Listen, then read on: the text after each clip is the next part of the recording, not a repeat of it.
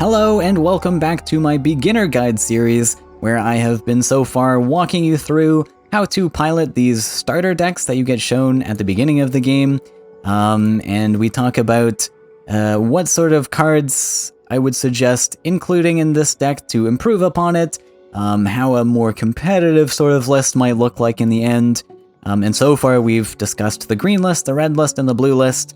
And we're just about to jump into yellow here. So if you have missed the past 3 videos, make sure to check out the link in the description to those. Yellow, it can be a little bit trickier than the other 3 colors. It's not too bad, but it's a little bit trickier, so it is good to have a tiny smidge of knowledge at least by this point. And so how yellow operates is very mobility focused. Now, I mentioned in the last video that blue can be very good with mobility. It's got a lot of land tricks and things. Yellow handles it in a little bit of a different way, where instead of jumpers so much, it has flying creatures. These creatures can ignore land restrictions completely, and they can just fly off and collect for you. So a great advantage that mono yellow has is it doesn't need to build very many lands. And its land structure especially doesn't matter so much, because you can just fly these creatures off to collect for you off the wells. And yeah, you can just focus on hitting that draw button, the +1 button, rather than ever building double neutrals, really. Some of the cards, actually a lot of the cards in this list are not flying creatures, which I think is a bit of a miss. I mentioned in the last video, the blue video, where the mono blue starter list didn't include any land tricks, which I think is what blue is all about, and I also think that yellow is all about flyers, so it's a little bit unfortunate that the starter decks don't include these very core fundamentals of the colors, but it is what it is. We're going to talk about how to pilot this regardless. So there are a lot of very strong cards in this list anyways. Things like Shaitan Demon and things. You'll notice that 2 deserts is the land cap in this list, same as the red and the blue. And this list is going to behave quite aggressively, similar to our red starter list. We probably are going to have to build a lot of double neutrals, and then build our 2 deserts as close to our opponent as possible. To get there, we also have a lot of actually mobility options in the form of Origin Fanatic. This is a solid piece to maneuver your creatures around. Also, we have Horsemaster still in this list. Okay, I lied. There's actually a 3-land count for the Horsemaster. One thing that's really important, well, not that important, but just something to know about history, I guess. These starter decks were built a long time ago and were never updated. And way back in the day, Horsemaster used to have 0 land conditions. So I think the Horsemaster were put in this list with the idea that they could be played on 0 land counts. So this used to be a 2 desert deck. But anyways, not super important anymore. Typical, as always, we're going to look for starting creatures to find in our opening hand. We're also going to look for a win condition to win with this deck. Now, it's a little bit more subtle than the other archetypes. You noticed in blue we had the Aurora's Disciple, in red we had some bigger creatures, and in green we also had big creatures. In yellow, we don't have big creatures. So our biggest creatures really are things like Shaitan Demon, Oblivion Rider, I guess. Really the power in yellow comes from the high attack stats. So things like Demon Wing, it's a 3-cost 5/2, which doesn't look that amazing on paper, but this card is actually pretty solid, largely because of that high attack stat. And you'll notice that across a lot of yellow's creatures. Shaitan Demon, a 3-cost 5/4, and yeah, like Oblivion Rider, 6 power. So really our win condition here is going to be to use our mobility tricks, things like the Origin Fanatic, to kind of skirt around our opponent and hopefully take some value trades and some good trades and collect off the wells and things, but these can also allow us to maneuver around and hit face a lot more often. Now, in this particular list, I would suggest still trying to go for wells and well control and stuff, but we'll talk about all that stuff as we get into the match. So that's about all I have to discuss on this. Yeah, let's get into a match and see how it goes. Alright, we're ready to go. And on the mulligan here, I mean, same deal as always, we're going to look for something playable in turn 2 or earlier. I'm probably going to scoop the fighter and the soul pact. Just try to get cards that are a bit more useful, especially in the early game. I'm comfortable seeing a starting creature, so I'm going to hang on to that guard for now. There's a Rebel Slayer in this list. Interesting. I don't approve. Yeah, so this card, I mean, a little bit of a weird include, I think, in the yellow list, but I think the deck is kind of designed to go face a little bit more aggressively, similar to the red list. We have cards in this list that contribute to that. Anyways, we're going to start very similar to how the other lists have started. Double neutral. We can't even play the Explorer in here to get a bit more aggressive. And, yeah, we'll just go up like this with our neutrals. The Horsemaster is very unfortunate. Oh. Oh. Well, that's a thing. Yeah. So, like I mentioned before, Horsemaster in this list, back in the day, used to be 0 land counts. I actually think it kind of sucks in this list. Just because it's just so hard to play.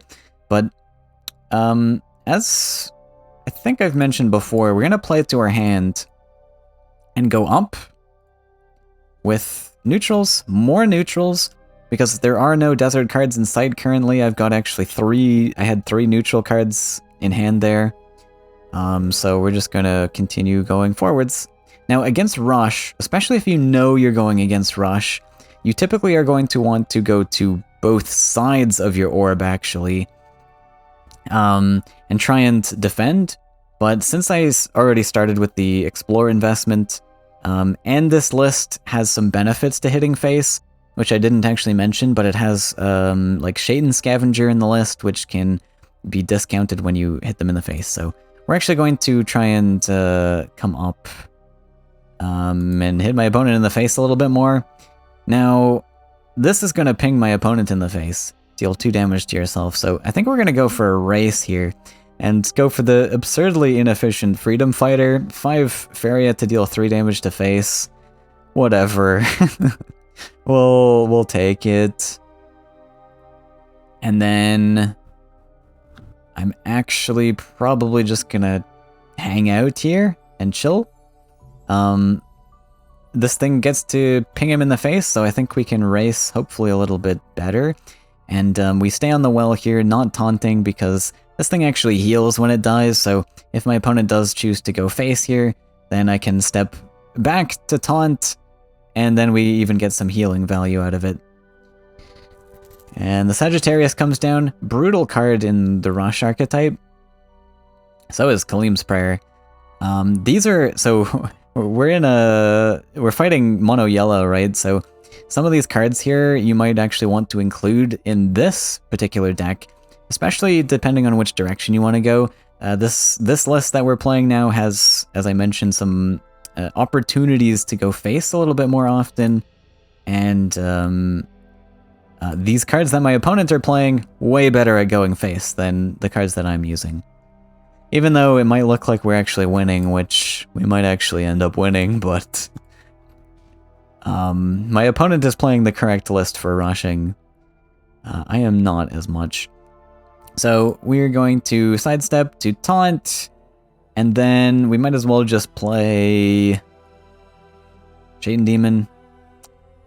Actually, we might as well just dump our hand here, because we have that Horsemaster in hand, which means that Mace Man can go face as well if need be.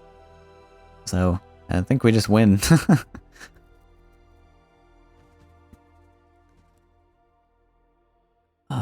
Yep, we get that extra healing. So, this was a quick match.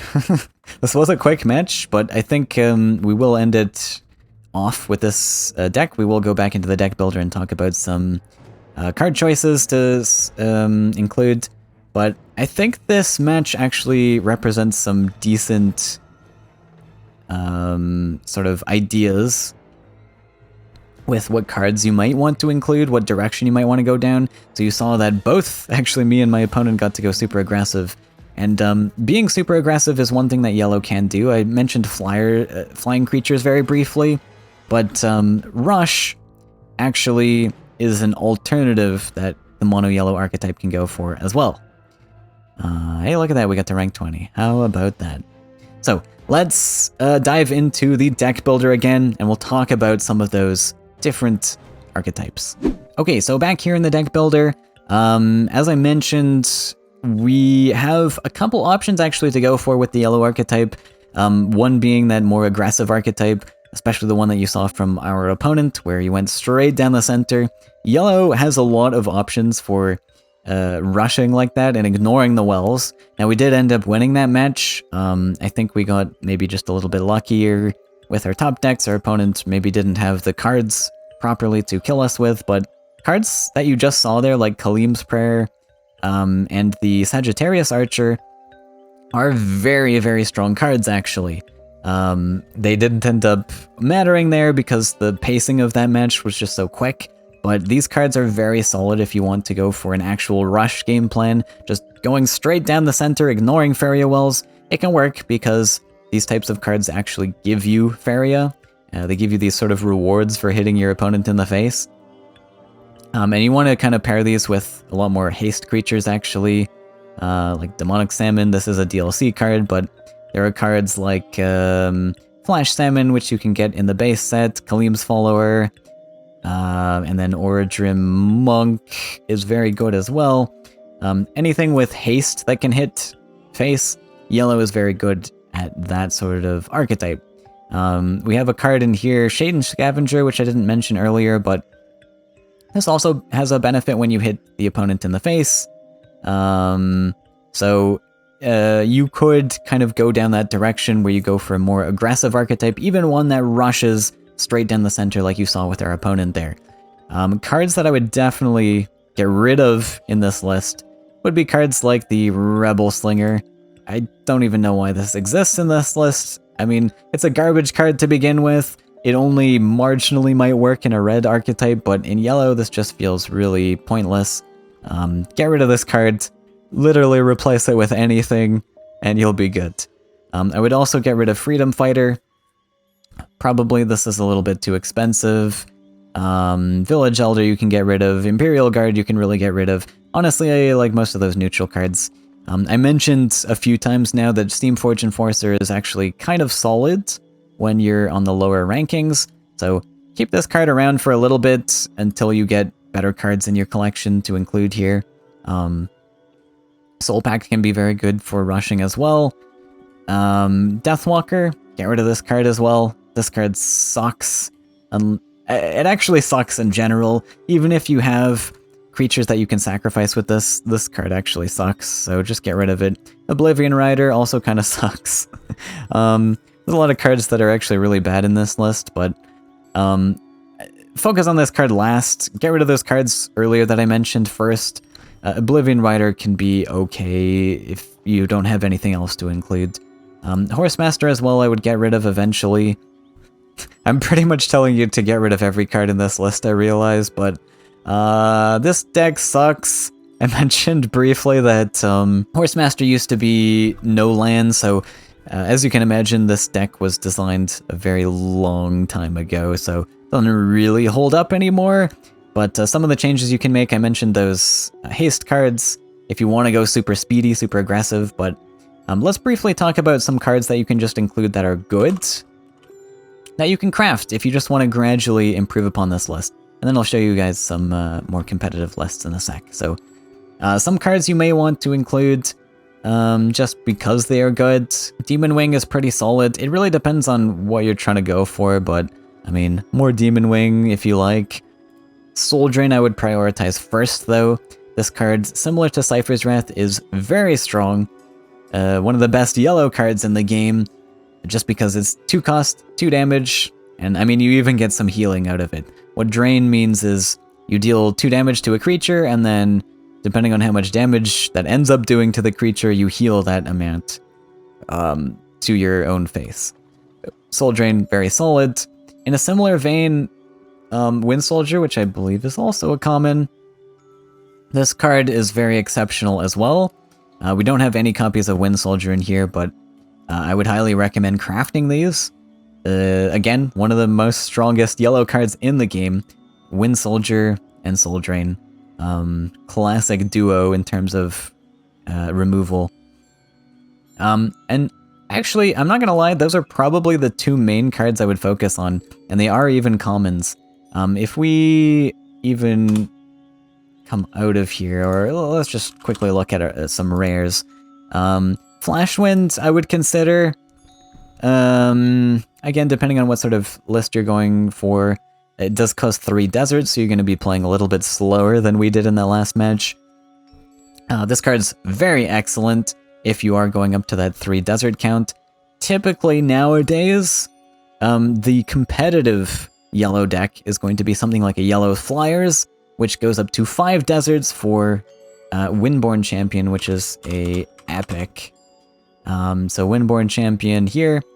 Now, yeah, it is an epic, so if you don't have the crafting charges built up, or if you haven't unlocked epics yet, save this in your back pocket, think about it. Very, very good card, actually. I mentioned already that Soul Drain and Wind Soldier were some of the best cards in the game. This probably, or best yellow cards in the game. Windborn Champion probably is the best yellow card in the game. Just very strong, and if you're coming from maybe other card games and you're not familiar with sort of on-board mechanics, this might not be prevalent to you right away, but Charge 5 is a lot of mobility. This allows it to zip across the entire board, and that means you can potentially double collect with it. It's got flying, so it doesn't need lands to step on. It can double collect, and then it can value trade anything on the board of your choosing, pretty much. It does have that restriction of being only able to move in a straight line, but Windborn Champion, one of the best cards in the game. It also has that gift effect to move a creature, and mobility tricks, as I mentioned, is kind of what yellow's all about. We've got that Origin Fanatic in our list particularly. But those are probably the yellow cards I would focus on. If you do have DLC, Spirit Theft is actually pretty good as well. But the Yellow Flyers list, you'll see on the left of your screen here, this is a more competitive yellow list. Actually, probably one of the best lists in the game right now. Yellow is quite dominant in the competitive meta. A little bit trickier to pilot if you're brand new to the game, so be cautious with this one.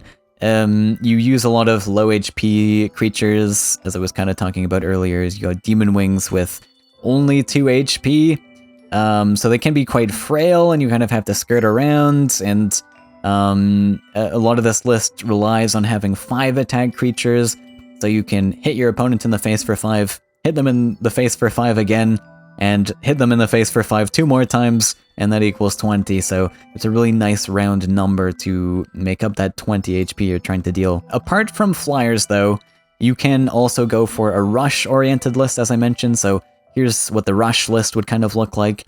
You kind of have 2 sides to that coin.